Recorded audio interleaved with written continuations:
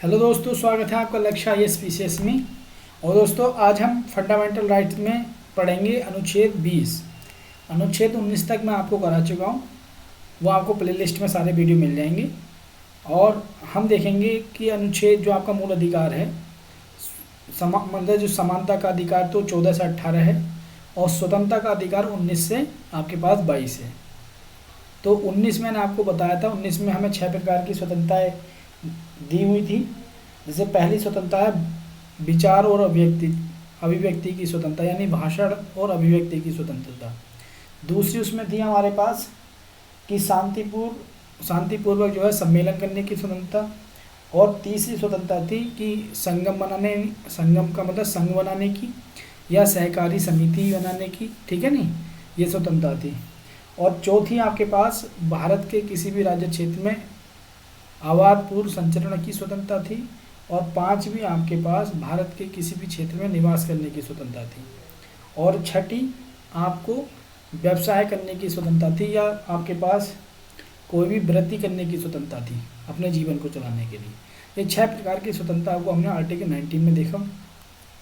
Article 20 में कहता है आपके पास अपराधों के लिए, आर्टिकल जो 20 है वो अपराधों के लिए दोष सिद्धि के संदर्भ में जो है आपको संरक्षण देता है।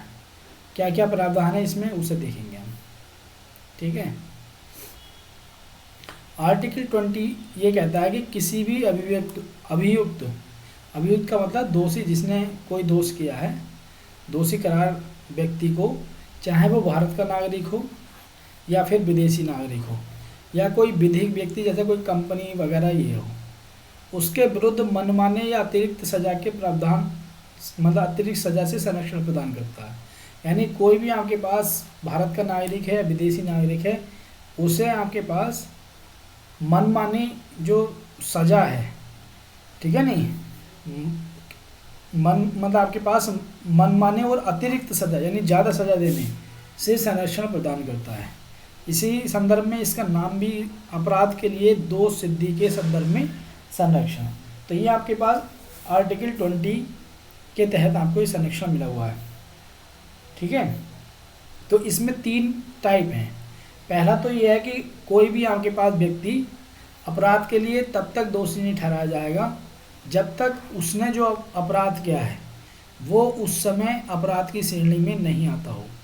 यानी कि आपके पास जब तक उसने जो कार्य किया है वो उस समय अपराध की श्रेणी में है या नहीं है, तब तक वो व्यक्ति अपराध की श्रेणी, मतलब आपके पास उस व्यक्ति को अपराध के लिए दोषी नहीं ठहराया जा सकता। यानी जैसे मान लो आज आपने कोई काम किया है, कोई भी अपराध किया है, वो आज की डेट में, ठीक है नहीं, कानून की नज़रों में अपराध है या नहीं है। अगर अपराध है तो आप पर केस चलेगा, नहीं है तो आप पर केस नहीं चलेगा, ठीक है नहीं। किसी प्रवर्ती विधि का अतिक्रमण नहीं किया हो, यानी कि आपके पास जिस समय उसने अपराध किया है उस समय उसने उस कार्य के द्वारा किसी कानून का उल्लंघन ना किया हो, तब तक हम उसे, मतलब उसे अपराधी नहीं ठहराया जा सकता, या उसे अपराध के लिए उस पर कोई भी कार्रवाई नहीं की जा सकती, ठीक है नहीं। दूसरा आपके पास यह एक, इसी में एक और पॉइंट जुड़ा हुआ है कि कोई भी व्यक्ति है आपके पास, उसे आपके पास भूतलक्षी दंडित विधियों से संरक्षण, यानी कि आपके पास जो भारतीय संविधान लागू होने से पहले जो आपके पास दंड के नियम चल रहे हैं, तो किसी व्यक्ति को जो है आपके पास उन दंड के मुताबिक भी जो है अपराध के लिए सज़ा नहीं दी जा सकती। मान लो सपोज करो आपने आज अपराध किया है, पहला पॉइंट ये 20 वन है, ठीक है नहीं। अगर आपने, आपके पास 20A कह लो या क्या कह लो या 1 कह लो, आज आपने कोई अपराध किया है A, तो आपको सज़ा जो मिलेगी वो A जो आपने जो भी कानून का उल्लंघन किया है उस कानून के हिसाब से वर्तमान में जो सज़ा है वो मिलेगी। ऐसा नहीं है कि आपके पास इस कार्य के लिए पहले जो सज़ा थी, जब आपके पास अंग्रेज़ों के टाइम पे कानून बने हुए थे, उस समय जो सज़ा का प्रावधान था वो आपको मिलेगा, ऐसा नहीं है। और आपने जो भी कार्य किया है वो वर्तमान कानून की नज़रों में आपके पास अपराध है या नहीं है। अगर अपराध है तो आप पे केस चलेगा, नहीं है तो नहीं चलेगा। और आपको अगर वो अपराध है तो उस समय जो भी उसके लिए दंड का प्रावधान है उसके तहत ही आपको सज़ा दी जाएगी, ठीक है नहीं। उससे पहले या उसके पहले जो भी दंड दिए जाते थे उनके अनुसार नहीं दी जाएगी। तो पहला संरक्षण तो ये है। दूसरा संरक्षण ये है कि एक ही अपराध के लिए 2 बार व्यक्ति को जो है दंड नहीं दिया जा सकता। ये 20(2) है। यानी अगर आपने कोई अपराध किया है एक समय में, मतलब कोई अपराध किया है, तो उस अपराध के लिए आपको 2 बार दंड नहीं दिया जा सकता। ठीक है नहीं, एक ही अपराध के लिए एक से अधिक बार दंड नहीं दिया जा सकता। यानी कि दोहरे दंड से संरक्षण की बात करता है 22। ठीक है नहीं, मतलब आपके पास अनुच्छेद या आर्टिकल 20 उसका दूसरा सब क्लोज।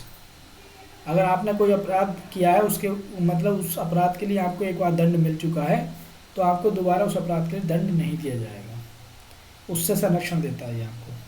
तीसरा क्या है, अपने ही विरुद्ध गवाही देने से संरक्षण। यानी कि आपके पास कोई अभियुक्त है, कोई अपराधी है, ये 20(3) है। किसी अपराध के लिए अभियुक्त जो है वो किसी व्यक्ति को खुद के विरुद्ध गवाही देने पर विवश नहीं किया जाएगा। ठीक है नहीं, यानी कि आपने अगर आपको किसी अपराध में आप मतलब पुलिस ने पकड़ लिया है आपको, तो आपको अपने खिलाफ गवाही देने के लिए विवश नहीं किया जाएगा। ठीक है नहीं, ये इसके खिलाफ आपको संरक्षण देता है 20(3). इसमें मौखिक और दस्तावेजी साक्ष्य दोनों के लिए इसका विस्तार जो है दीवानी सुनवाई पर नहीं हो सकता, या जो सुनवाई आपराधिक प्रकृति की ना हो। यानी अगर कोई सुनवाई आपराधिक प्रकृति की नहीं है, तो ये जो आपका मौलिक अधिकार है उस पर विस्तार नहीं दिया जाएगा। आपराधिक प्रवृत्ति की आपके पास जो कार्यवाही हैं उन्हीं पर ये लागू है। ठीक है नहीं, दीवानी जो कार्यवाही हैं उन पर लागू नहीं होता। इसका विस्तार दीवानी सुनवाई पर नहीं हो सकता, या जो सुनवाई आपराधिक प्रकृति की ना हो। यानी कोई ऐसी सुनवाई जो आपराधिक प्रकृति की नहीं है, उस पर ये जो संरक्षण है वो आपको नहीं दिया जाएगा। ठीक है नहीं, तो ये तीसरा क्लोज है।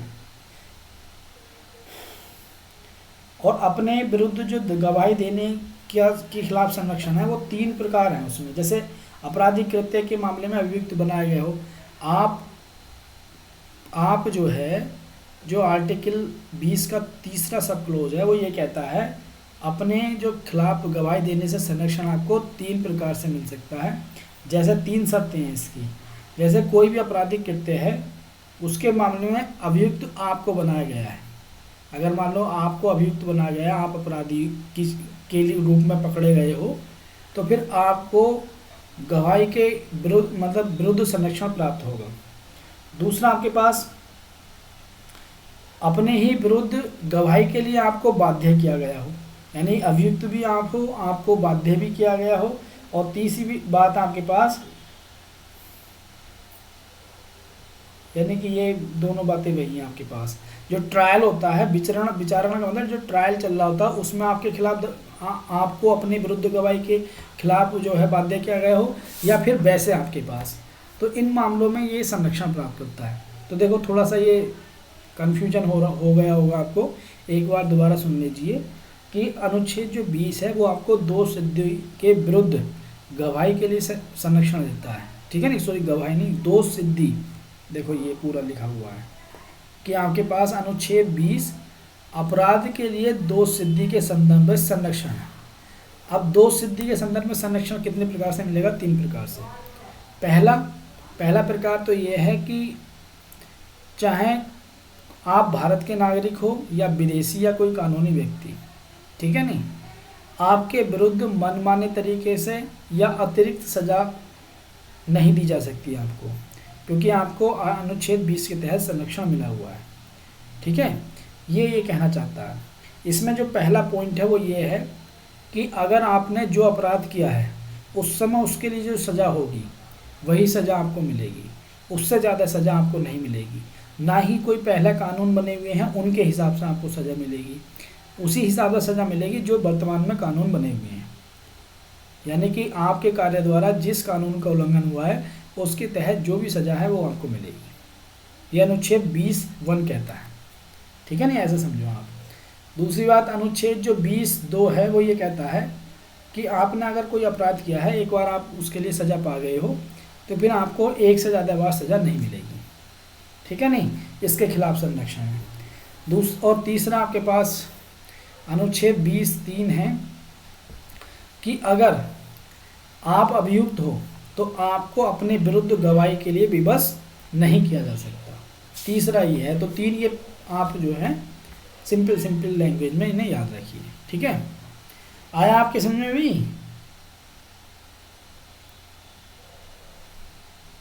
क्यों भी, क्या नाम है तुम्हारा? सिंपी। आया तुम्हारे समझ में ये?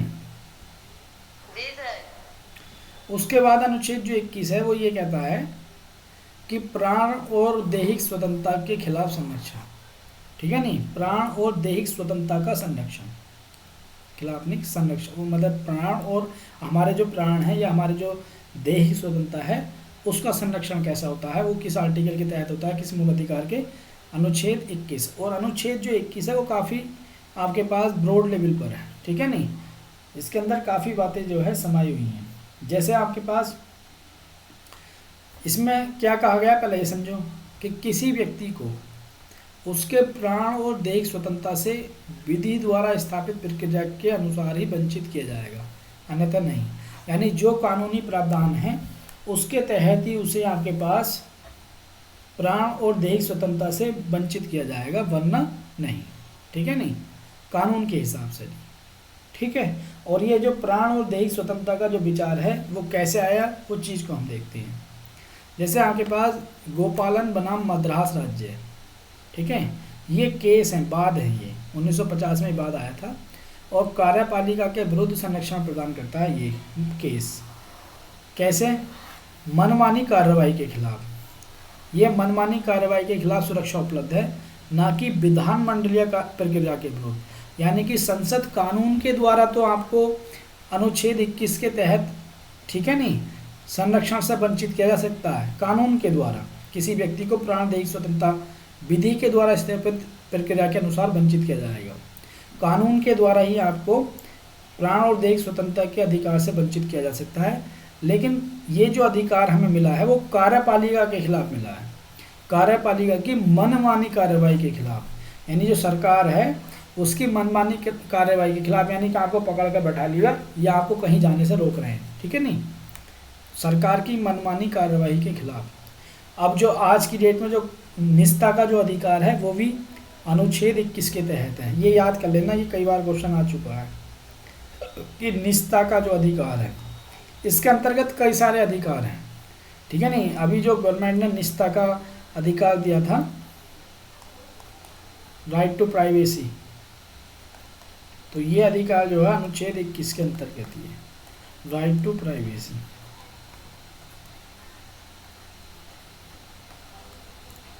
तो ये आपको याद रखना है, कई बार क्वेश्चन पूछा गया है, ठीक है। और भी कई सारे अधिकार इसके अंतर्गत है, जैसे सोने का अधिकार। तो ये आपकी प्राण, मतलब जहाँ भी आपके प्राण और आपकी जो बॉडी है उससे संबंधित बातें हैं, ठीक है नहीं, वहाँ ये आपको संरक्षण मिला हुआ है। तो गोपालन बनाम मद्रास राज्य में ये केस में ये बात मतलब आपके पास आया निर्णय कि ये जो अधिकार है आपको अनुच्छेद 21 वो राज्य के खिलाफ है, यानी सरकार के खिलाफ है, कार्यपालिका के, ना कि विधानमंडलीय प्रक्रिया के विरुद्ध। यानी कि संसद या राज्य आपके पास संसद ही है, ठीक है नहीं, संसद किसी भी विधि द्वारा स्थापित प्रक्रिया द्वारा आपको इस अधिकार से वंचित कर सकती है। व्यक्तिगत स्वतंत्रता का मतलब केवल व्यक्ति या व्यक्ति के शरीर से संबंधित स्वतंत्रता। व्यक्तिगत स्वतंत्रता का मतलब क्या है? केवल व्यक्ति या उसके शरीर से संबंधित स्वतंत्रता, ये सारी बातें, ठीक है नहीं।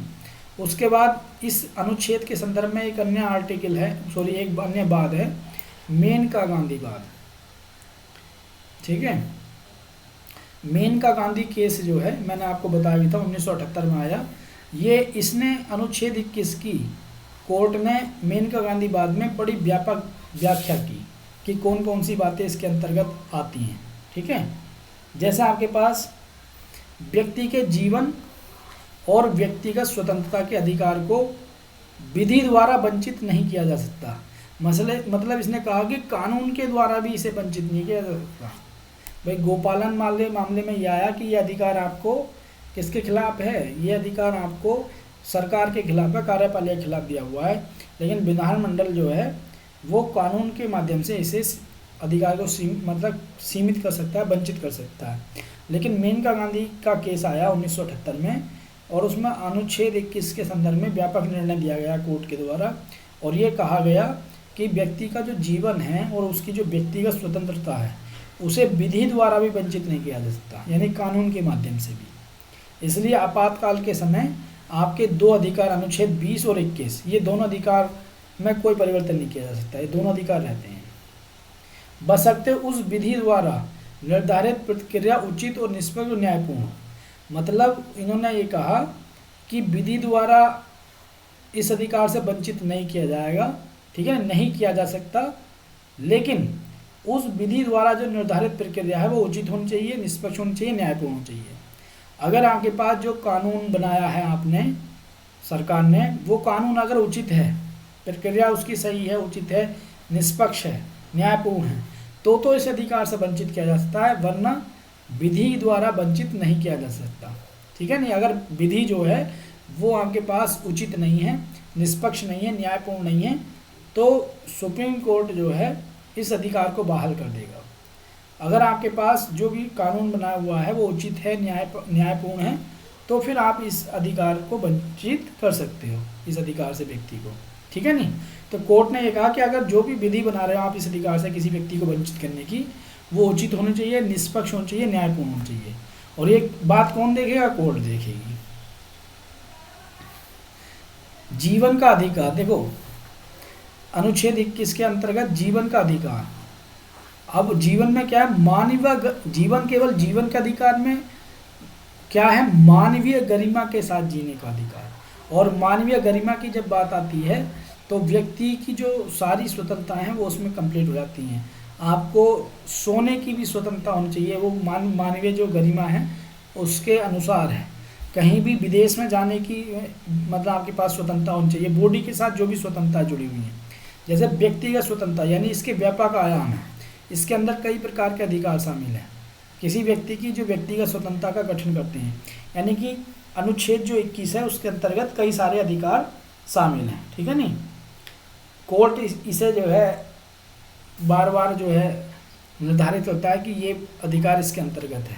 जहाँ भी बॉडी की का संदर्भ हो, जीवन का संदर्भ हो, तो वो बातें इसमें शामिल होती हैं। जैसे मेनका गांधी मामले में मेनका गांधी को विदेश में नहीं जाने दिया जा रहा था, तो उन्होंने कहा कि ये मेरे गरिमापूर्ण जीवन का उल्लंघन है, और क्योंकि ये जीवन के अधिकार अनुच्छेद 21 के अंतर्गत आता है तो इसलिए जो है मुझे संरक्षण दिया जाए। तो फिर उन्हें संरक्षण दिया, ठीक है नहीं। राइट टू प्राइवेसी, यानी गोपनीयता का जो आपके पास अधिकार है कि भाई हमारी अपनी गोपनीयता है, हर व्यक्ति की व्यक्तिगत स्वतंत्रता है, ठीक है नहीं। तो ये मूल अधिकार के अंतर्गत कोर्ट ने डाला है इसे कि ये मूल अधिकार है, राइट टू प्राइवेसी। यानी कि कार्यपालिका को कोई भी अधिकार नहीं है किसी व्यक्ति की व्यक्तिगत स्वतंत्रता को हर्ट करने का। एक अन्य अधिकार जुड़ा 21 का है, ये आपके पास 86वें संविधान संशोधन द्वारा 2002 में जोड़ा गया। 6 से 14 वर्ष के बच्चे के लिए निःशुल्क शिक्षा का प्रावधान था, निःशुल्क और अनिवार्य शिक्षा 6 से 14 वर्ष के बच्चे के लिए। तो एक अधिकार 21 का जुड़ा, ठीक है नहीं, शिक्षा का अधिकार 6 से 14 वर्ष के बच्चे के लिए निःशुल्क शिक्षा का प्रावधान करता है, ठीक है नहीं। और किस संविधान संशोधन द्वारा जोड़ा गया? 86वां संविधान संशोधन। कई बार पूछा गया है कि अनुच्छेद जो 21 अनिवार्य शिक्षा का जो आपके पास अधिकार है वो किस संविधान संशोधन द्वारा जोड़ा जाएगा? तो 86वां संविधान संशोधन। कब? 2002 में। क्या उम्र है बच्चे की? 6 से 14 वर्ष। और 0 से 6 वर्ष के बच्चे की शिक्षा का प्रावधान कहाँ है आपके पास? आर्टिकल जो आपका अनुच्छेद 45 है, ये आपका नीति निर्देशक तत्वों में, ठीक है नहीं, नीति निर्देशक तत्वों में वहाँ पर ये आपका है, ठीक है नहीं। तो ये आपको याद रखना, 0 से 6 वाला। 6 से 14 वर्ष की शिक्षा का प्रावधान कहाँ है? अनुच्छेद 21 के में। और देखो ये बात इन्होंने दे दी है कि जो नीति निर्देशक तत्व हैं वो संविधान के भाग 4 में है, ठीक है नहीं। और उसमें जो 45वां अनुच्छेद है वो 0 से 6 वर्ष के, यानी 6 वर्ष से कम आयु के बच्चे की जो प्रारंभिक बाल्यावस्था देख रेख या शिक्षा का उपबंध करता है। और भारत में जब ये अधिकार जोड़ा गया मतलब कॉन्स्टिट्यूशन में 21 के, तभी एक मूल कर्तव्य भी जोड़ दिया गया। पहला हमारे जो कॉन्स्टिट्यूशन में जब मूल कर्तव्य जोड़े गए थे 42वें संविधान संशोधन द्वारा, तो उस समय 10 थे, लेकिन जब ये अधिकार जोड़ा 21 के शिक्षा वाला, तभी 11वां मूल कर्तव्य जोड़ दिया गया कि हर पेरेंट्स का 11वां मूल कर्तव्य जोड़ा गया 51 कह के तहत, अनुच्छेद 51 कह के तहत, कि हर पेरेंट्स का ये दायित्व होगा या कर्तव्य होगा कि वो 6 से 14 वर्ष के बच्चे को शिक्षा का अवसर प्रदान करने में उसकी हेल्प करें। यानी जो अनिवार्य शिक्षा का प्रावधान है, तो माता पिता का भी कर्तव्य है कि अपने बच्चे को 6 से जो 14 वर्ष का है उसे जो मुफ्त शिक्षा दी जा रही सरकार द्वारा, उसे प्राप्त करने में उसका सहयोग करें। तो ये कर्तव्य जोड़ दिया गया अनुच्छेद 51 कै के तहत। कई बार क्वेश्चन आए हैं इन चीज़ों पे, इस पर भी क्वेश्चन आ चुका है कि मूल कर्तव्य जो 11वां जोड़ा है वो किस अनुच्छेद के तहत जोड़ा है। इस पर भी क्वेश्चन आ चुका है कि 0 से 6 वर्ष के बच्चे की शिक्षा संबंधी प्रावधान, ठीक है नहीं। और इस पर आ चुका है 86वें संविधान संशोधन पर, और ये जो 21 कै है, ठीक है नहीं, आपका जो मूल अधिकार है उस पर भी क्वेश्चन आ चुका है। तो ये सारे चीज़ें आपको याद रखनी है। उसके बाद हम देखेंगे अनुच्छेद 22 क्या कहता है। तो अनुच्छेद 22 आपका, ठीक है नहीं, वो आपको कुछ दशाओं में गिरफ्तारी के निरोध से संरक्षण देता है। यानी नज़रबंदी जो कर देते हैं आपके पास, तो उनके विरुद्ध जो है ये संरक्षण प्रदान करता है अनुच्छेद 22। क्या कहता है कि कोई व्यक्ति को अगर गिरफ्तार, किसी व्यक्ति को गिरफ्तार एवं निरोध से सुरक्षा प्राप्त होता है। निरोध का मतलब नज़रबंदी से, और गिरफ्तारी यानी कि किसी व्यक्ति को अगर गिरफ्तार किया गया है तो पुलिस को उसे 24 घंटे के अंदर न्यायालय के सामने प्रस्तुत करना होगा, और वो व्यक्ति अपने गिरफ्तार होने का उनसे कारण पूछ सकता है, ठीक है नहीं। तो अनुच्छेद 22 के तहत जो है गिरफ्तारी और निरोध से संरक्षण है, ठीक है। निरोध का मतलब नज़रबंदी से। गिरफ्तारी के कारण जानने का अधिकार है व्यक्ति को, कि अगर कोई, जैसे गांव में तुमने देखा होगा, कोई किसी के यहाँ पुलिस गई, वो व्यक्ति नहीं मिला तो उसके किसी घर के मेंबर को उठा कर ले आई, या और किसी और व्यक्ति को बिना किसी उसके मतलब उनने कोई अपराध नहीं किया और उठा कर उसे ले गई, तो व्यक्ति अपनी गिरफ्तारी के कारण को जान सकता है, वकील से परामर्श कर सकता है, ठीक है नहीं। वकील से परामर्श करने का भी अधिकार है कि वकील से वो परामर्श करेगा, अपनी बात बताएगा और फिर वकील उसकी पैरवी करेगा। अनुच्छेद जो 22(1) है वो क्या कहता है, वो कहता है कि साधारण कानून के तहत हिरासत में लिए गए व्यक्ति का अधिकार निम्न है। पहले बात तो वो गिरफ्तारी का कारण पूछेगा कि भैया एक बात बताइए, आपने हमें गिरफ्तार किया है तो क्यों किया है, ठीक है नहीं। फिर वकील से वो परामर्श लेगा, विधि व्यवसायी से परामर्श का उसका अधिकार है, ठीक है। प्रतिरक्षा करने का यानी कि अपना केस लड़ने का अधिकार। मजिस्ट्रेट के सामने उसे 24 घंटे के अंदर क्या करना होगा, उसे 24 घंटे के अंदर प्रस्तुत करना होगा। अगर पुलिस ने किसी व्यक्ति को गिरफ्तार किया है तो कॉन्स्टिट्यूशन में एक कानून है कि मजिस्ट्रेट के सामने उसे 24 घंटे के अंदर प्रस्तुत करना होगा, और बीच में जो यात्रा का समय है वो उसमें काउंट नहीं होता है 24 घंटे में।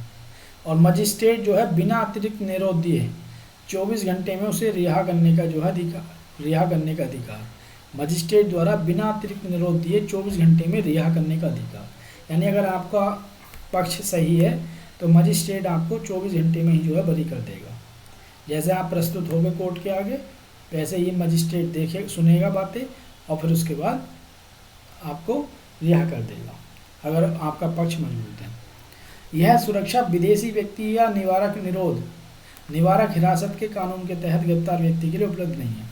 यानी ये गिरफ्तारी का कारण जानने का या वकील से परामर्श करने का या मजिस्ट्रेट के सामने प्रस्तुत करने के ये जो अधिकार हैं वो विदेशी व्यक्ति को नहीं है, यानी किसी दूसरे देश के व्यक्ति को, ठीक है। और जो नज़रबंदी, निवारक हिरासत का मतलब होता है कि अपराध से पहले ही पुलिस को जैसे थोड़ा डाउट होता है कि हाँ ये व्यक्ति अपराध को अंजाम दे सकता है या यह व्यक्ति समाज का माहौल बिगाड़ सकता है, तो पुलिस उसे उसके घर पर ही नज़रबंद कर देती है, ठीक है नहीं। तो अगर कोई ऐसा व्यक्ति है या कोई विदेशी व्यक्ति है तो उसे ये अधिकार प्राप्त नहीं है, ठीक है। यानी कि इस निवारक हिरासत कानून के अंतर्गत जो व्यक्ति नज़रबंद किए गए हैं या गिरफ्तार किए गए हैं उनके लिए जो उपचार है वो उपलब्ध नहीं है। 22(2) क्या कहता है? 22(2) ये कहता है आपके पास कि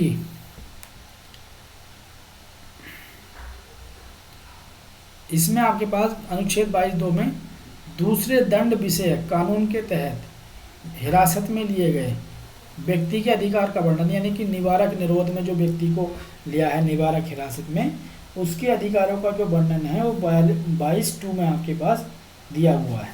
ठीक है, क्या है आपके पास वो देखेंगे। समझ में आ रहा है भाई? जैसे आपके पास जो निवारक हिरासत में लिए जाने वाला जो आपके पास संरक्षण है उसके खिलाफ, तो वो संरक्षण जो है सुरक्षा, मतलब यह जो सुरक्षा है वो भारत के नागरिकों के साथ विदेशी नागरिक दोनों को है। यानी अगर आपको पुलिस ने निवारक सुरक्षा में लिया हुआ है तो ये संरक्षण विदेशी को भी है और भारतीय नागरिक को भी है। और अगर आपको संरक्षण लिया है तो मैक्सिमम जो है 3 महीने तक ही आपको दिया जा सकता है। 3 महीने से आगे, मतलब आगे उसे बढ़ाया नहीं जा सकता बिना सलाहकार बोर्ड की सलाह के। यानी जब तक सलाहकार बोर्ड विस्तृत या उचित कारण न बताए तब तक किसी व्यक्ति की हिरासत को 3 महीने से अधिक नहीं बढ़ाया जा सकता। बोर्ड में जो है उच्च न्यायालय के न्यायाधीश होंगे। यानी आपको अगर घर पर नज़रबंद कर दिया गया है, आपको इस टाइप से हिरासत में लिया गया है कि उन्हें लगता है कि जो भी पुलिस को लगता है कि आपसे सामाजिक विद्वेष फैल सकता है या कोई अपराध को आप अंजाम दे सकते हो, इस टाइप से आपको आपके घर पर ही नज़रबंद कर दिया गया है पुलिस के द्वारा, तो ऐसे व्यक्ति को मैक्सिमम 3 महीने तक नज़रबंद रखा जा सकता है। और अगर 3 महीने से ज़्यादा रखना है तो फिर एक सलाहकार बोर्ड बैठता है जिसमें उच्च न्यायालय के न्यायाधीश होते हैं। ठीक है, नहीं अगर वो पर्याप्त कारण मानते हैं कि हाँ इस व्यक्ति को 3 महीने से ज़्यादा और रखा जाना चाहिए तो ही वो आपको रख सकते हैं, नहीं तो नहीं रखा जा सकता 3 महीने से ज़्यादा। ठीक है, नहीं। उसके बाद अनुच्छेद 22 में संसद को यह भी निर्धारित करने के लिए अधिकृत करता है कि किन परिस्थितियों के अधीन और किस वर्ग या वर्गों के मामले में किसी व्यक्ति को निवारक निरोध कानून के तहत 3 महीने से अधिक समय तक हिरासत में नहीं रखा जा सकता। यानी कि ये जो तय करेगा, कौन करेगा? संसद तय करेगी कि किसी व्यक्ति को किन मामलों में किसी व्यक्ति को जो निरोध है, निवारक निरोध, उस कानून के तहत 3 महीने से ज़्यादा नहीं रखा जा सकता। यानी कि कानून बनाने का जो अधिकार है वो किसका है? संसद का है। ठीक है, नहीं। बिना ये जो सलाहकार बोर्ड बैठेगा उसकी बिना समिति की राय प्राप्त किए किसी वर्ग या वर्गों के मामले में कितनी अवधि के लिए किसी व्यक्ति को निवारक निरोध का उपबंध करने वाली किसी विधि के अधीन विरुद्ध किया जा सकेगा। ठीक है, नहीं। वो एक सलाहकार समिति इस बात को तय करेगी और सलाहकार जो समिति है बोर्ड द्वारा जो भी आपके पास व्यक्ति है उसे कितने समय तक अगर निरोध में रखा जा सकता है वो बताया जाएगा। तो वही बात है ऊपर वाली जो बताई थी। ठीक है, नहीं। अब इसमें संशोधन भी हुआ है 44वें संविधान संशोधन द्वारा, जो 1978 में हुआ 44वें संविधान संशोधन। इसमें जो निवारक निरोध की सीमा को 3 माह से घटाकर कितना कर दिया है? 2 माह कर दिया है। यानी कोई व्यक्ति जो है उसे मैक्सिमम 2 माह तक ही निवारक निरोध में रखा जा सकता है, वरना नहीं। ठीक है, नहीं। पहला वो अवधि कितनी थी? 3 माह, अब 2 माह। रक्षा या विदेशी मामले में भारत की जो सुरक्षा से जुड़ा कोई मामला है तो निवारक कानून के निर्माण के लिए संसद के पास अन्य अधिकार है। यानी कि भारत की सुरक्षा से संदर्भ में कोई भी मामला है तो संसद को कानून बनाने का पूर्ण अधिकार है। ठीक है, नहीं। तो ये आऊँगा आर्टिकल 22 हुआ। तो ये स्वतंत्रता के जो आर्टिकल है 19 से 22 वो कंप्लीट हो गए। अब हम देखेंगे शोषण के विरुद्ध अधिकार। तो अनुच्छेद जो 23 और 24 हैं, ये 2 अनुच्छेद आपके हैं शोषण के विरुद्ध अधिकार को समझाते हैं। ठीक है, नहीं। 1 मिनट। तो अभी तक जितने मैंने आपको मूल अधिकार पढ़ाए हैं तो वो आपको काफ़ी बड़े हैं, लेकिन अब थोड़े थोड़े छोटे मूल अधिकार हैं। जैसे शोषण के विरुद्ध अधिकार है तो अनुच्छेद 23 शोषण के विरुद्ध अधिकार आपको दिया है कॉन्स्टिट्यूशन में। इसके अंदर क्या क्या शामिल है? एक तो मानव व्यापार और बलाश्रम का निषेध करता है। यानी कि जो ह्यूमन ट्रैफिकिंग है, महिलाओं की, बच्चों की, इनकी जो तस्करी होती है या फिर ज़बरदस्ती जो काम कराया जाता है, उसके विरुद्ध जो है ये आपको संरक्षण देता है। ठीक है नहीं, ये भारत के नागरिकों के साथ साथ गैर नागरिकों को भी प्राप्त है। आप तो केवल इतना याद रखो कि बस 6 अधिकार हैं जो भारत के नागरिकों को हैं, बाकी सभी को हैं। कौन कौन सा अनुच्छेद? एक तो आपका 15, 16, 19 और एक 29 और 30, ये केवल भारतीय नागरिक को हैं, बाकी अन्य सभी नागरिकों को हैं, चाहे वो भारत का हो या विदेश का। यह अधिकार किसी व्यक्ति को राज्य और अन्य व्यक्ति दोनों से सुरक्षा प्रदान करता है। यानी कि जो शोषण के विरुद्ध अधिकार है वो केवल कार्यपालिका के खिलाफ नहीं है, बल्कि व्यक्तियों के खिलाफ भी है। ठीक है नहीं। अनुच्छेद जो 23 है वो ये अधिकार देता है कि कोई भी सार्वजनिक उद्देश्य के लिए अनिवार्य सेवा, ठीक है नहीं, जैसे सैन्य सेवा है या सामाजिक सेवा है, वो राज्य आरोपित कर सकता है। मतलब जो अनुच्छेद आपके पास 23 है वो बलात्श्रम का के खिलाफ भी संरक्षण है। लेकिन अगर आपके पास राज्य सरकार किसी सार्वजनिक सेवा के लिए, किसी अनिवार्य सेवा के लिए, किसी सैन्य सेवा के लिए वो आप पे आरोपित कर सकती है मतलब आपको श्रम करना। यानी सरकार ये ऑर्डर दे सकती है कि भारत के जो भी नागरिक हैं उन्हें 6 महीने की जो है सैन्य सेवा देनी जरूरी होगी। ठीक है नहीं, या भारत के जो नागरिक हैं उन्हें 2 माह की सामाजिक सेवा देनी होगी जरूर। ऐसा कोई नियम जो है सरकार बना सकती है। ठीक है नहीं। वैसे तो आपके पास ह्यूमन ट्रैफिकिंग और बलात्श्रम के विरुद्ध ये संरक्षण है, लेकिन सरकार इस टाइप के अनिवार्य सेवा या सैन्य सेवा या समाज सेवा के संदर्भ में आरोपित कर सकती है बलात्श्रम। ठीक है नहीं। उसके लिए सरकार वेतन देने के लिए बाध्य नहीं है। यानी कि ऐसा नहीं है कि ये जो सरकार ने कहा उसके लिए सरकार को वेतन देना पड़ेगा, वो उसके लिए बाध्य नहीं है। ठीक है। और अनुच्छेद 23 में जो है आयु का निर्धारण नहीं किया गया है कि कितनी आयु का जो है आपके पास बलात्श्रम का, कि कितनी आयु के लोगों से जो है श्रम कराया जा सकता है इसमें, अनिवार्य सेवा में, सामाजिक सेवा में। ठीक है नहीं, तो आयु का कोई निर्धारण नहीं है इसमें। उसके बाद देखो 23 हो गया आपके पास, अब हम 24 देखेंगे।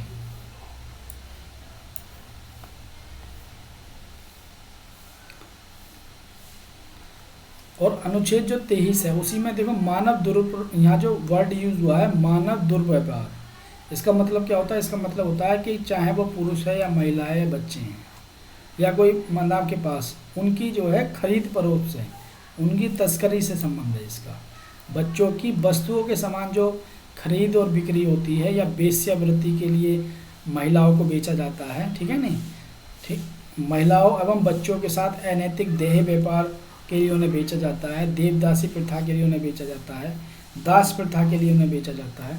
ये सारे जो अधिकार हैं आपके पास, ठीक है नहीं, ये सब मानव दुर्व्यापार में आते हैं। मानव मतलब दुर्व्यापार से क्या मतलब है? पुरुषों, महिला और बच्चों की समान की वस्तुओं के समान खरीद और बिक्री। ठीक है नहीं, जिसमें कौन कौन सी शामिल चीज़ें हैं? वेश्यावृत्ति के लिए अगर ये खरीद बिक्री की गई है, या फिर देह व्यापार के लिए की गई है, या फिर देवदासी प्रथा के लिए की गई है, या फिर दास प्रथा के लिए की गई है, किसी प्रकार की खरीद फरोख्त का ये के खिलाफ संरक्षण आर्टिकल 23। आर्टिकल 24 क्या है आपके पास? ये कारखानों में बच्चों के नियोजन का निषेध करता है कि जो है 14 वर्ष से कम आयु का जो बच्चा है, ठीक है नहीं, अब तो 18 वर्ष कर दिए शायद इसमें, ठीक है नहीं, 18 वर्ष से कम आयु के जो बच्चे हैं उन्हें खतरनाक कार्यों में, कारखानों में खतरनाक कार्यों में नहीं लगाया जा सकता। उसका आपके पास ये संरक्षण देता है। जैसे छोटे छोटे बच्चों को पकड़कर जो है काम करवाते थे, ठीक है, और खतरनाक कार्यों में भी काम करवाते थे उनसे, तो ये उन्हें संरक्षण प्रदान करता है।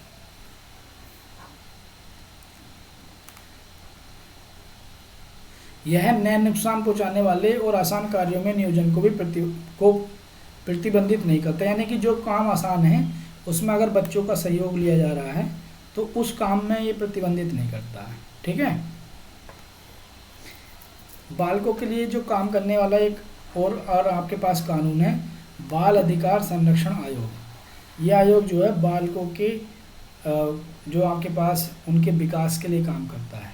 बालकों के अधिकारों के संरक्षण के लिए काम करता है। एक राष्ट्रीय और राज्य स्तर पर जो है आयोग होता है, जो बाल अधिकारों का उल्लंघन आपके पास या फिर बालकों के साथ होने वाले जो अपराधों के संदर्भ में जो है बाल न्यायालय की स्थापना का प्रावधान करता है। यानी बाल अधिकार संरक्षण आयोग ये राज्य स्तर पर या केंद्र स्तर पर बालकों के अधिकारों के संरक्षण के लिए बाल न्यायालय की स्थापना का प्रावधान करता है। ठीक है। उसके बाद अनुच्छेद हैं 25 से लेकर 28, ये धार्मिक स्वतंत्रता से संबंधित हैं। अनुच्छेद 25 से लेकर 28 जो है वो धार्मिक स्वतंत्रता का अधिकार है। अनुच्छेद 25 में क्या कहा गया? अनुच्छेद 25 में ये कहा गया आपके पास धार्मिक स्वतंत्रता में कि कोई भी व्यक्ति है उसे अंतःकरण की स्वतंत्रता प्राप्त है, यानी कि अपने अंदर जो है जिस भी वो धर्म को मानता है, ठीक है नहीं, उसे मानने की स्वतंत्रता प्राप्त है।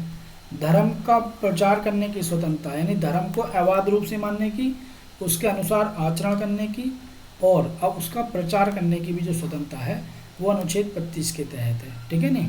प्रचार प्रसार के अधिकार के अंतर्गत किसी व्यक्ति को धर्म में धर्मांतरित कराने का अधिकार शामिल नहीं है।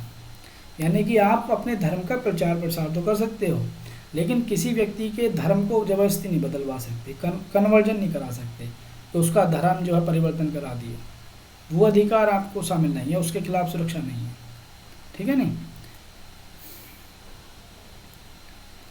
अनुच्छेद 25 जो धार्मिक कोई विश्वास है, यानी कि आपका किसी धर्म में विश्वास है, ठीक है, धार्मिक कोई पूजा करते हो आप या कोई परंपरा है, आचरण है, उसका अधिकार प्रदान करता है आपको। कुछ इसके अपवाद भी हैं, जैसे लोक व्यवस्था, यानी कि लोगों के लिए लोक व्यवस्था बनाए रखने के लिए या नैतिकता के लिए या स्वास्थ्य के लिए मूल अधिकारों से जो जुड़े प्रावधान हैं, ठीक है नहीं, जैसे धर्मांतरण कराना, इन पर सब तो ये जो आपके पास प्रावधान है उनके उल्लंघन में आपके पास या धर्मांतरण आदि के मामले में लागू नहीं होता। यानी कि कोई लोक व्यवस्था से संबंधित मामला है या कोई नैतिकता से संबंधित है या कोई स्वास्थ्य से संबंधित है, लोक स्वास्थ्य से, तो वहाँ पर ये जो धार्मिक स्वतंत्रता का अधिकार है वो लागू नहीं होगा, या धर्मांतरण के मामले में ये लागू नहीं होगा। ठीक है नहीं। अनुच्छेद 26 क्या कहता है? अनुच्छेद 26 क्या कहता है? धार्मिक कार्यों के प्रबंधन की स्वतंत्रता। यानी जब देखो ये 25 का ही आगे का बढ़ा हुआ पार्ट है कि जब आप किसी धर्म को मान रहे हो, उसके अनुसार आचरण कर रहे हो, ठीक है नहीं, तो फिर धार्मिक कार्यों के प्रबंधन की भी आपको स्वतंत्रता दी जाती है। प्रत्येक समुदाय जो धार्मिक समुदाय है वो या उसका कोई अनुभाग निम्नलिखित अधिकार को प्राप्त होंगे। ठीक है नहीं। कोई भी धार्मिक समुदाय है या उसका कोई अनुभाग है तो उसके अंतर्गत जो है धार्मिक कार्यों के प्रबंधन की स्वतंत्रता दी गई है। जैसे धार्मिक और मूर्त प्रयोजनों के लिए संस्थाओं की स्थापना करना, यानी कि धार्मिक विषयों से संबंधित या अन्य मामलों में, यानी धर्म के लिए काम करने के लिए जो संस्थाएं हैं उनकी स्थापना करना, उनका, क्योंकि धार्मिक कार्यों के प्रबंधन तो जब ही हो जब कोई संस्था होगी, तो संस्था की भी स्थापना की बात है। उनका पोषण करने का भी अधिकार है संस्थाओं को, यानी कि वित्त पोषण भी किया जा सकता है। ठीक है नहीं। चल अचल संपत्ति भी रख सकती हैं ये संस्था, जो धार्मिक ट्रस्ट होते हैं, ठीक है, उन्हें रखने का भी अधिकार है। ऐसी संपत्ति जो विधि के अनुसार प्रशासित करने का अधिकार है, जो उस धार्मिक ट्रस्टों की संपत्ति होती है उसे कानून के हिसाब से रेगुलेट किया जा सकता है, ठीक है नहीं, प्रशासित किया जा सकता है, एडमिनिस्ट्रेट। और स्वयं के धर्म विषयक कार्यों के प्रबंधन का भी अधिकार है, यानी आपके अपने जो धर्म है उससे संबंधित जो भी आपके कार्य हैं उनका भी मैनेजमेंट का आपको स्वतंत्रता दी गई है। यानी जो धर्म आप मानते हैं उस धर्म को संरक्षित रखने के लिए या उस धर्म के प्रचार के लिए या उस धर्म से संबंधित जो धार्मिक कार्य हैं उनके पोषण के लिए ये आपको सुरक्षा प्रदान करता है। आप संस्था बना सकते हो, वित्त पोषण कर सकते हो, और जो वित्त कलेक्ट हुआ है, धन जो कलेक्ट हुआ है, उसका आप जो है प्रशासित कर सकते हो उसे कानून के हिसाब से। तो इस संदर्भ में ये आपको अधिकार है। ठीक है। 25 अनुच्छेद जो 25 और 26 में इन्होंने देखा है कि क्या अंतर है, 25 और 26 में अंतर क्या है, ठीक है नहीं, तो वो इन्होंने बताए हैं, वो आप इसमें से पढ़ लेना। जैसे 25 में ये कहता है कि अंतःकरण की स्वतंत्रता और धर्म को अबाध रूप से मानने का प्रसार, मतलब मामला है ये, ठीक है नहीं।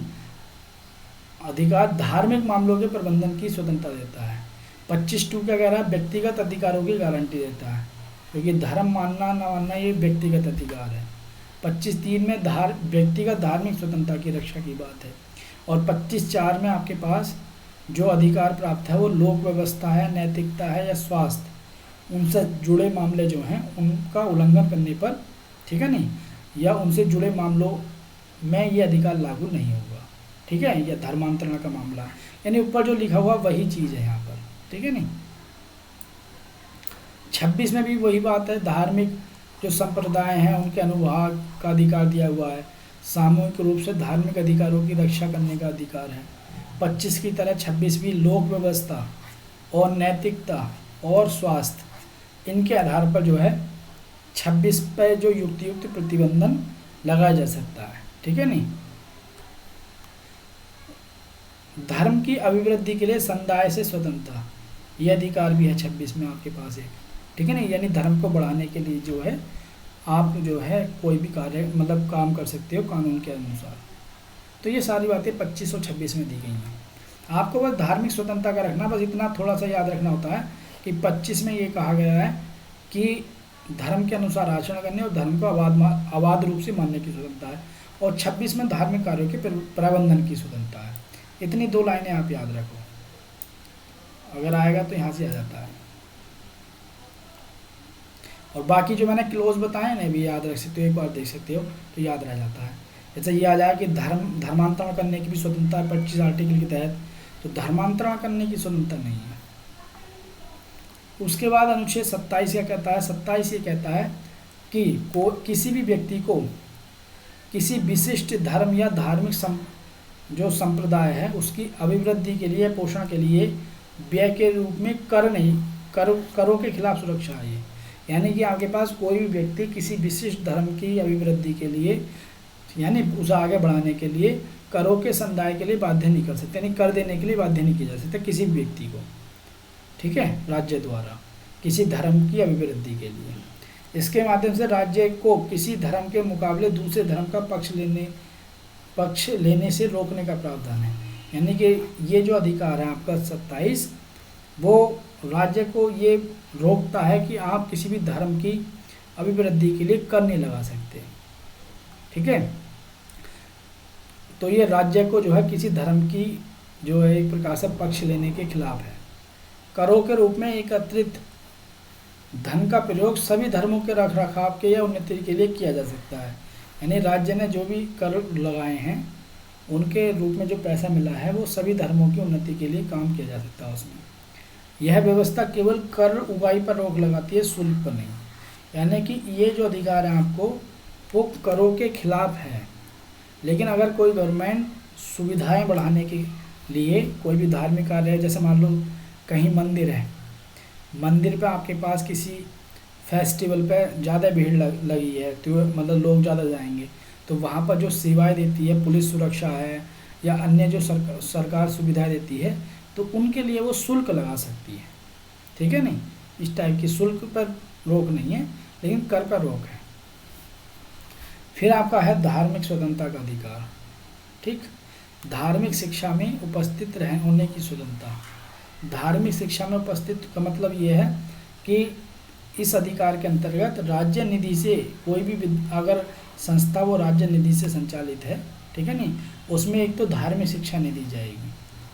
अगर कोई संस्था वो आपके पास राज्य निधि से संचालित है तो धार्मिक शिक्षा निधि जाएगी, उसमें पहली बात। दूसरा आपके पास दूसरी बात इसमें ये है कि किसी व्यक्ति को जो वहाँ पर प्रार्थना वगैरह होती है वहाँ जाने के लिए बाध्य नहीं किया जा सकता। अगर बच्चा है जैसे छोटा, तो उसके प्रार्थना में शामिल करने के लिए उसके माता पिता से सहमति लेनी होगी, ठीक है नहीं। यह राज्य द्वारा प्रशासित किंतु विन्यास या न्यास द्वारा संस्थाओं के लिए व्यवस्था लागू नहीं होगी। यानी कि ये केवल व्यवस्था जो है, ये जो अधिकार है किसी की धार्मिक शिक्षा में उपस्थित होने की स्वतंत्रता, ये केवल उन्हीं विद्यालयों में है जो राज्य की निधि से बने हुए, राज्य के पैसे से बने हुए हैं। अगर किसी विद्यालय को राज्य जो है वो एडमिनिस्ट्रेट कर रहा है, लेकिन किसी ट्रस्ट ने या किसी समिति ने वो विद्यालय स्थापित किया है, तो ये अधिकार वहाँ लागू नहीं होगा। ये जो शिक्षण संस्थाओं में जो अनुच्छेद 28 के तहत जो शिक्षण संस्थाएं हैं जहाँ पर आपके पास धार्मिक उपासना में शामिल होने से स्वतंत्रता का अधिकार मिलता है, उसमें 4 प्रकार की शिक्षण संस्थाएं होनी चाहिए। पहली, राज्य द्वारा पूर्ण रूप से पोषित होनी चाहिए, तो वहाँ पर जो धार्मिक शिक्षा है, धर्म के निर्देश पूर्णतः निषेध है, वहाँ कोई धार्मिक शिक्षा नहीं दी जाएगी। दूसरा, राज्य द्वारा प्रशासित हो किंतु न्याय द्वारा स्थापित हो, धर्म की शिक्षा की अनुमति है, यानी भले ही राज्य उसे एडमिनिस्ट्रेट कर रहा है लेकिन वो बनाया किसी ट्रस्ट के द्वारा स्कूल। राज्य द्वारा मान्यता प्राप्त कोई संस्थान है, ठीक है, वहाँ पर ये धार्मिक शिक्षा में उपस्थित होने की स्वतंत्रता का प्रावधान है। राज्य द्वारा कोई वित्त किसी संस्थान को राज्य ने हेल्प की है तो उसमें भी जो है धार्मिक उपासना में उपस्थित होने न होने की स्वतंत्रता आपको दी हुई है, ठीक है नहीं। उसके बाद देखिए अनुच्छेद 29 क्या कहता है। 29 क्या कहता है, धार्मिक एवं भाषाई अल्पसंख्यकों को सुरक्षा प्रदान करता है। धार्मिक और भाषाई अल्पसंख्यक, ठीक है नहीं, या इसे ऐसे भी लिख देते हैं अल्पसंख्यकों के हितों का संरक्षण। अल्पसंख्यकों के हितों का संरक्षण, ठीक है नहीं, तो ये भी बोल देते हैं इसे कि अल्पसंख्यकों के हितों के संरक्षण की बात कहाँ है, आर्टिकल आपका 29। इसमें भारत के किसी भाग में रहने वाले जो नागरिक हैं या किसी भी अनुभाग जो उनकी अपनी बोली है, अल्पसंख्यक कौन होंगे, जिनकी अपनी बोली है, भाषा है, लिपि है, संस्कृति है, उसे सुरक्षित करने के लिए अधिकार लाया गया, ठीक है नहीं। कभी कभी ये भी आता है कि निम्नलिखित में से किस अधिकार द्वारा अपनी भाषा, लिपि, बोली, संस्कृति को संरक्षित किया जा सकता है, तो अनुच्छेद 29 के द्वारा, ठीक है नहीं। किसी भी नागरिक को राज्य के अंतर्गत आने वाले जो शिक्षण संस्थान हैं या राज्य से सहायता प्राप्त शिक्षण संस्थान हैं वहाँ धर्म, जाति या भाषा के आधार पर प्रवेश से नहीं रोका जाएगा। ये भी एक अपने आप में क्वेश्चन है कि निम्नलिखित में से कौन सा अनुच्छेद किसी व्यक्ति को राज्य द्वारा सहायता प्राप्त संस्थान में धर्म, जाति या भाषा के आधार पर प्रवेश से रोक नहीं लगाता, ठीक है नहीं, तो अनुच्छेद 29 है, तो ये भी है। और 15वां जो आर्टिकल है वो जाति, धर्म इनके आधार पर विभेद के बारे में सार्वजनिक स्थानों पर, तो उसमें स्कूल भी आ जाते हैं, वैसे स्कूल भी तो सार्वजनिक ही है। तो अनुच्छेद 21 जो है वो अल्पसंख्यकों के संरक्षण के लिए, किसी भी धार्मिक समुदाय के जो धार्मिक अधिकारों की सुरक्षा करने वाला जो प्रावधान है इसमें 29 में, और नागरिक के जो व्यक्तिगत अधिकारों की गारंटी के जो प्रावधान है, चाहे वो किसी भी समुदाय से हो, यानी व्यक्ति जो है किसी भी समुदाय से है तो उसके व्यक्तिगत अधिकारों को गारंटी प्रदान करता है। और यहाँ पर जो सुरक्षा दी गई है धार्मिक और भाषाई दोनों प्रकार के अल्पसंख्यकों को दी गई है। आर्टिकल 29 क्या है, अल्पसंख्यकों के हितों का संरक्षण, और उसमें भाषाई आधार पर जो अल्पसंख्यक है हमारे यहाँ, ठीक है नहीं, तो भाषाई आधार पर तो अभी हमारे यहाँ अल्पसंख्यकों को बताया नहीं गया है, लेकिन धार्मिक आधार पर 5 प्रकार के हमारे यहाँ अल्पसंख्यक हैं, जिसमें मुस्लिम आते हैं, सिख आते हैं, और आपके पास पारसी आते हैं, जैन आते हैं, बौद्ध आते हैं। ये 5 प्रकार के धार्मिक अल्पसंख्यक भारत में हैं।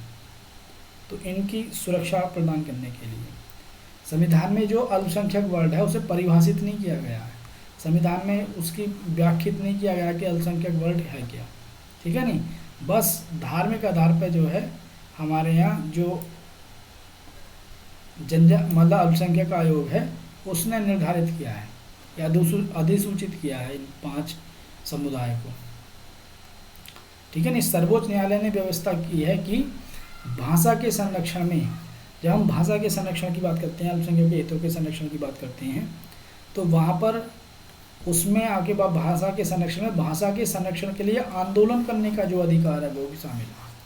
यानी कि अनुच्छेद 29 उसमें जब हम अल्पसंख्यकों के हितों के संरक्षण की बात करते हैं, जिसमें भाषा आती है, लिपि आती है, उनकी संस्कृति आती है, और जब हम भाषा के संरक्षण की बात कर रहे हैं तो फिर भाषा के संरक्षण के लिए जो आंदोलन चलाए जाते हैं तो उनका संरक्षण भी उसमें शामिल है, ये बात कहना चाह रहे हैं। ये सुप्रीम कोर्ट ने कहा है, और कोर्ट ने ये भी कहा है कि ये जो व्यवस्था है केवल अल्पसंख्यकों तक ही सीमित नहीं है, क्योंकि नागरिकों का जो अनुभाग का अभिप्राय है, इसमें जो ये वर्ड आया है नागरिकों के अनुभाग, उसमें अल्पसंख्यक और बहुसंख्यक दोनों हैं। मतलब अपनी भाषा, अपनी लिपि, अपनी संस्कृति, उसे संरक्षित करने का अधिकार अल्पसंख्यक और बहुसंख्यक दोनों का है, और अपनी भाषा के संरक्षण के लिए आंदोलन चलाने का भी अधिकार है। तो ये जो छोटी छोटी बातें हैं ना, ये जैसे ये दोनों बातें हैं, ये ही हमें डीपली पढ़नी होती हैं, क्योंकि यूपीएससी हर बार जो क्वेश्चन देता है, आप ये बताइए, टॉपिक सेम है बिल्कुल, टॉपिक तो नहीं बदलते हैं हर बार, टॉपिक तो वही रहते हैं, लेकिन क्वेश्चन बदला हुआ आता है, बस क्वेश्चन की डायमेंशन चेंज हो जाती है। तो सिलेबस यही है, यहाँ से पूछना, बस आपको ये डीपली पढ़ना। ये जो बातें सुप्रीम कोर्ट ने कही हैं, यूपीएससी एमपी क्वेश्चन बना लेगा, 1-2 पॉइंट लेगा वहाँ से शुरू से, और 1-2 पॉइंट लेगा यहाँ से। आया समझ में भाई? क्यों भाई, क्या नाम है? अनुच्छेद जो है 30 है, अब आ गया आपके पास। अनुच्छेद 30 में जो है शैक्षणिक संस्थाओं की स्थापना, यानी अल्पसंख्यकों के जब भाषा और उनकी संस्कृति लिपि की सुरक्षा होगी, तो फिर शैक्षणिक संस्थाएं भी स्थापित करने की उन्हें स्वतंत्रता दी जाएगी। यानी अल्पसंख्यक शैक्षणिक संस्थाओं की स्थापना और प्रशासन करने का अल्पसंख्यकों का अधिकार, यह अनुच्छेद 30 में आता है। और अल्पसंख्यक जो इसमें काउंट हुए हैं, धार्मिक और भाषाई दोनों हैं, ठीक है ना। यहाँ सभी अल्पसंख्यक जो है अपनी रुचि के अनुसार शैक्षणिक जो संस्थाएं यानी स्कूल वगैरह की, इनकी स्थापना कर सकते हैं, उनके प्रशासन का भी अधिकार है। किसी अल्पसंख्यक वर्ग द्वारा स्थापित और प्रतिस्थापित शिक्षा संस्था की संपत्ति के अनिवार्य अर्जन के लिए उपबंध करने वाली जो विधि है, यानी कि कोई भी अल्पसंख्यक संस्था है, उसे एडमिनिस्ट्रेशन करने के लिए कोई भी विधि बनाते समय राज्य यह सुनिश्चित करेगा कि ऐसी संपत्ति के अर्जन के लिए विधि द्वारा नियत या अधीन निर्धारित धनराशि इतनी हो कि उस खंड के अधीन प्रत्याभूत अधिकार निर्बंधित या निराकृत न हो जाए। यानी कि ये कहना चाह रहे हैं कि अल्पसंख्यक वर्ग के जो संस्थान होते हैं, उन्हें स्थापित करने के लिए और उन्हें एडमिनिस्ट्रेशन देने के लिए, ठीक है नहीं, जब संपत्ति के अनिवार्य अर्जन के संदर्भ में, यानी कितनी संपत्ति अल्पसंख्यक संस्थाओं को लेने का अधिकार है, उसके संदर्भ में राज्य सरकार जब नियम बनाए तो इतना ध्यान रखे कि वो राशि इतनी होनी चाहिए कि जो प्रबंधन करने का जो अधिकार है वो सारे अधिकार चले जाएं, मतलब निराकृत ना हो जाए, यानी कि उनमें परेशानी ना हो, ठीक है नहीं। जो भी निर्धारित धनराशि है वो इतनी होनी चाहिए, यानी पर्याप्त होनी चाहिए, ठीक है। ये कब जोड़ा गया? 44वें संविधान संशोधन द्वारा, कि अल्पसंख्यक वर्गों के आप ये तो कह रहे हो कि स्कूल बना लीजिए, संस्थाएं बना लीजिए, लेकिन भैया उन्होंने जो पैसा अर्जित किया है संस्थाओं ने, ठीक है नहीं, शिक्षण संस्थाओं ने संपत्ति का जो अनिवार्य अर्जन किया है, वो इतना होना चाहिए कि उसके जो प्रशासनिक कार्य हैं वो निराकृत ना हो, ठीक है नहीं। सहायता देने में राज्य अल्पसंख्यक वर्गों द्वारा प्रबंधित किसी भी शैक्षणिक संस्थान के साथ भेदभाव नहीं करेगा। अनुच्छेद 30 में एक बात ये भी है कि अगर राज्य किसी भी अल्पसंख्यक संस्थान को मदद दे रहा है तो सभी के साथ मतलब भेदभाव नहीं करेगा, ऐसा कि केवल सिख वाले अल्पसंख्यकों को दे दिया, मुस्लिम वालों को नहीं दिया, ठीक है, या फिर आपके पास अन्य बौद्ध वाले संस्थानों को पैसे दे दिए राज्य ने। एक और बात है अनुच्छेद 30, और ये भी कहता है आपके पास सुरक्षा की गारंटी केवल अल्पसंख्यकों को है, जो धार्मिक और भाषाई दोनों को, उन तक सीमित है। तो क्वेश्चन देखो यूपीएससी बड़े आराम से बना देता है, मतलब अनुच्छेद 30 के बारे में या धार्मिक अल्पसंख्यकों के हितों के संरक्षण के बारे में 1-2 बात उधर से डालेगा, अनुच्छेद 29 से 1-2 बात ये डाल देगा यहाँ से कि इसमें केवल अल्पसंख्यक यानी कि भाषाई अल्पसंख्यक, बस जैसे दोनों है ना, ये धार्मिक और भाषाई, इनमें से एक डाल देगा कि अनुच्छेद 30 के अनुसार जो सुरक्षा प्रदान है वो केवल भाषाई अल्पसंख्यकों को है, जबकि दोनों को है, ये ध्यान कर लेना। अनुच्छेद जो 30 है उसकी सुरक्षा का विस्तार नागरिकों के अन्य अनुभाग के लिए नहीं है, यानी और नहीं है, केवल भाषाई और धार्मिक अल्पसंख्यकों के लिए है, ठीक है नहीं। जबकि अनुच्छेद 29 में जो भाषा, लिपि और संस्कृति को संरक्षित करने का अधिकार है वो अल्पसंख्यक वर्ग के लिए भी और बहुसंख्यक के लिए भी है, ठीक है नहीं। तो ये दोनों अधिकार। और अगला जो आपका अनुच्छेद है अनुच्छेद 32, ये बहुत ही मोस्ट है, संवैधानिक उपचारों का अधिकार। ये क्या है आपके पास? ये आपके पास ये है जो ये मूल अधिकार भी है और अन्य अधिकारों को प्रवर्तन कराने के लिए भी है। इसके अंतर्गत नागरिकों के जो मूल अधिकारों के मतलब जो प्रवर्तन है उसके हेतु संवैधानिक उपचार भी प्रदान किया जाता है। मतलब ये मौलिक अधिकार भी है और अन्य अधिकारों को न्यायालय में परिवर्तित कराने के लिए संवैधानिक उपचार भी है कि अगर तुम्हारे किसी मूल अधिकार का उल्लंघन होता है तो आप अनुच्छेद 32 के तहत कोर्ट में जाओगे। ठीक है नहीं? यह अधिकार संविधान का आधारभूत ढांचे का हिस्सा है। ये वाला आधारभूत ढांचे का हिस्सा है। ठीक है नहीं? इसमें जो है सरकार कोई भी चेंज नहीं कर सकती क्योंकि यह अन्य मूल अधिकारों की सुरक्षा का महत्वपूर्ण स्तंभ है।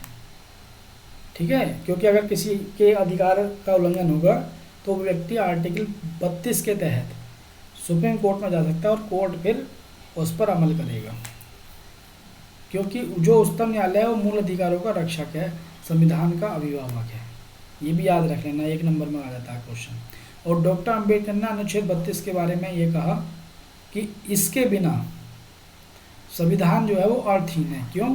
क्योंकि ये मूल अधिकारों को संरक्षण देता है और अगर यही नहीं होगा तो फिर मूल अधिकार ही नहीं होंगे, उन्हें संरक्षित नहीं किया जाएगा, फिर तो संविधान का कोई मतलब नहीं है, तानाशाही आ जाएगी। और अम्बेडकर ने इस आर्टिकल को संविधान की आत्मा और हृदय कहा। यह अपने आप में क्वेश्चन है। आरी बात सुनने,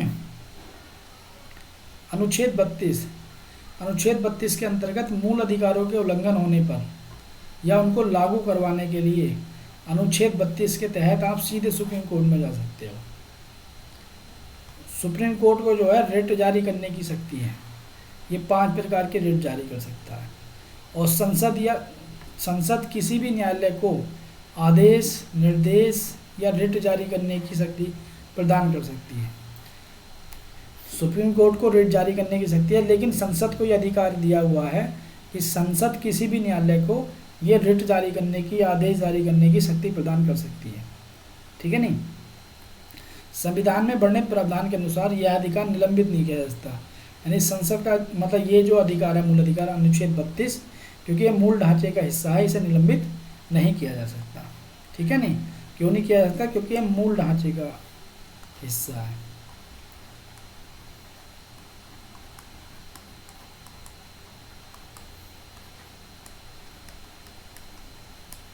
ठीक है भाई आपके पास। उसके बाद सर्वोच्च न्यायालय का क्या मामला रहा इस पे? ठीक है, तो काफ़ी है। सर्वोच्च न्यायालय का जो मामला रहा अनुच्छेद 32 पर,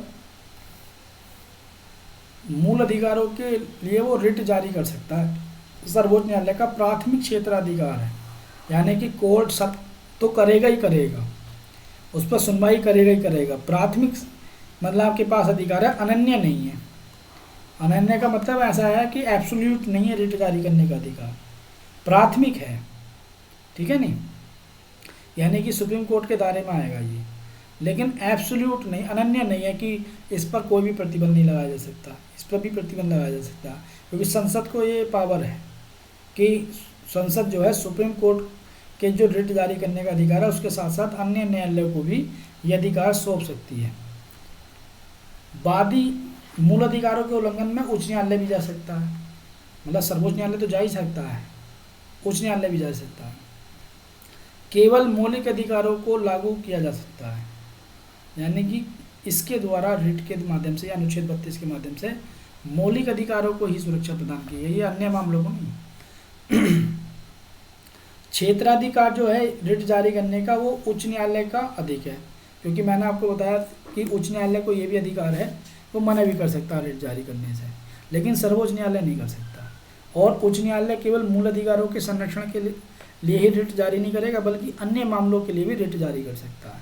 इसलिए जो रिट जारी करने का अधिकार है वो उच्च न्यायालय का उच्चतम न्यायालय यानी कि सुप्रीम कोर्ट से विस्तृत है।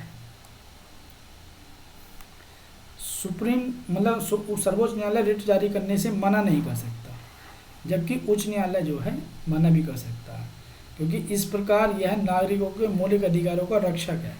सुप्रीम कोर्ट चूँकि संविधान का रक्षक है, मौलिक अधिकारों का भी रक्षक है, इसलिए वो रिट जारी करने से मना नहीं कर सकता। ठीक है, ठीक है दोस्तों, यहाँ तक करते हैं क्लास, बाकी जो पार्ट है वो आगे करते हैं, क्योंकि लगातार बोलते हुए काफ़ी टाइम हो गया मुझे। ठीक है नहीं, ये बस आज हमें ख़त्म ही करना है, तो हम इसे ख़त्म करेंगे। तो काफ़ी बड़ा भी पोर्शन है मूल अधिकार का भी, तो आज हम इसे ख़त्म कर लेंगे। ठीक है नहीं, तो अभी इतना ही करते हैं, क्योंकि लगातार पढ़ाते हुए काफ़ी टाइम हो गया। तो इसे हम आगे जो है 32 तक हमने कवर कर लिया है, और 32 के तहत जो रिट जारी करता है सुप्रीम कोर्ट, उसे भी हम अच्छे से पढ़ेंगे। ठीक है, और ये जो उच्च न्यायालय का जो अधिकार है रिट जारी करने का, वो अनुच्छेद 226 के तहत है। सुप्रीम कोर्ट का 32 के तहत और उच्च न्यायालय का 226 के तहत। और ये जो है उच्च न्यायालय का अनन्य और प्राथमिक दोनों है। कोर्ट का, सुप्रीम कोर्ट का उस अनन्य नहीं है, यानी वो केवल मूल अधिकारों से संबंधित रिट जारी करेगा, अन्य मामलों में नहीं। जबकि उच्च न्यायालय आपके पास कानूनी या संवैधानिक अधिकार या परंपरागत अधिकार भी है उसका, उसकी जो विस्तृत रिट अधिकारिता है वो ज़्यादा है सुप्रीम कोर्ट से। ठीक है नहीं, इसका जो क्षेत्र है संकीर्ण, केवल राज्यों की सीमा तक है, लेकिन ये जो रिट जारी करेगा केवल उसी राज्य की सीमा के अंदर जारी करेगा, ऐसा नहीं कि अन्य राज्यों के लिए भी जारी करेगा। और रिट जारी करने से ये मना भी कर सकता है हाई कोर्ट, लेकिन सुप्रीम कोर्ट मना नहीं कर सकता। ठीक है नहीं, तो ये आपके पास जो उच्च न्यायालय और सुप्रीम कोर्ट के हमने जो है अनुच्छेद 32 के तहत जो पावर है वो हमने देखी। अब रिट के प्रकार को हम नेक्स्ट वीडियो में कवर करेंगे। ठीक है नहीं, फिर आज तक के लिए इतना ही। नेक्स्ट वीडियो में फिर हम रिट को देखेंगे, रिट के प्रकार को देखेंगे। तो मैंने जो है जो मुख्य मूल अधिकार है 32 तक वो आपको कंप्लीट करा दिए। अब 35 तक और कराने हैं, तो पहले हम रिट को देख लेंगे और 35 तक फिर अपना मूल अधिकारों का चैप्टर कंप्लीट हो जाएगा। ये काफ़ी बड़ा चैप्टर था, और उसके बाद जो है फिर नीति निर्देशक तत्व को पढ़ेंगे। ठीक है दोस्तों, फिर मिलते हैं आपके पास रिटों के प्रकार और उसके क्षेत्र को के साथ नेक्स्ट वीडियो में। अगर आपको ये अच्छा लगा प्रयास मेरा, तो चैनल को सब्सक्राइब कर सकते हैं, वीडियो को लाइक शेयर कर सकते हैं।